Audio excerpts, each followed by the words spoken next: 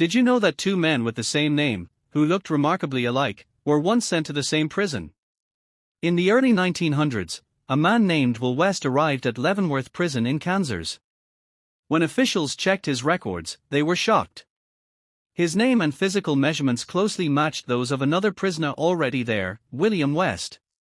When the two men were compared, they looked so similar that the prison's identification system struggled to distinguish them. But then came the crucial difference: their fingerprints were completely different. This case highlighted the limitations of identifying people using names, photographs, and body measurements, and showed why fingerprints could be a much more reliable method. But how do fingerprints actually identify us?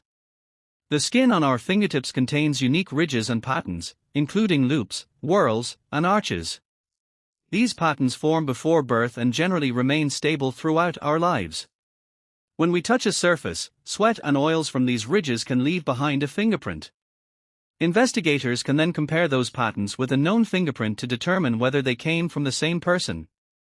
So, the next time you unlock your phone with your fingerprint, remember, those tiny patterns on your fingertips are essentially your body's own identification code. Subscribe Adam's Planet to keep exploring.